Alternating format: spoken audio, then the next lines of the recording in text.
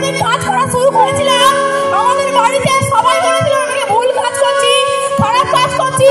একটা মেয়েকে যত রকম ভাবে আটকানো যায় সবাই চেষ্টা করেছে, কিন্তু সবাই চেষ্টা করার পরেও সবাই বিফল।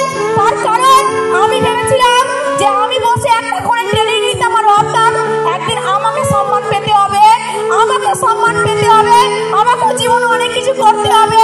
বাবা মা দিতে পারিনি তো কি হয়েছে, নিজের নিজের বাবা মাকে রাজা রানী বানিয়ে রাখা নিজের সামনে একই না একই না। বাবা মা গরিব হতে পারে, কম টাকা রোজগার করতে পারে, কিন্তু তোমাকে তোমার সব ডিমান্ড পূরণ করে, তোমার জন্য খুঁজবি করতে পারে, যেমন পারে তেমন রান্না করে রাখে, কিন্তু ভালোবেসে রাখে। আর যে বাবা মা এত ভালোবাসে ওই বাবা মাকে রাজা রানী বলে রাখার দায়িত্ব আমাদের তো। একই না। আজকে আমার মাকে এখানে আমি সম্মান পাওয়ার জন্য নিয়ে আসছি।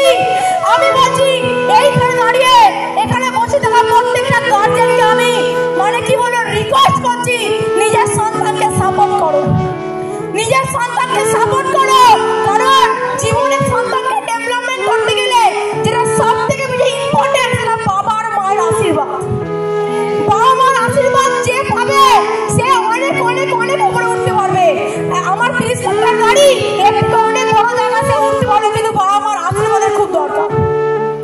অনেক সময় কি হয়, যখন আমরা ট্রেনিং এ আসি কাজ করা শুরু করি, তখন পাশের বাড়ির রিলেটিভ, পাশের বাড়ির কাকিমা, স্কুলের টিচার, প্রাইভেট টিউশনের টিচার এমন ভাবে বাবা মাকে মেন্টালটাকে উইক করে দেয়, বললে তোমার ছেলে মেয়ে এগুলো পারবে না।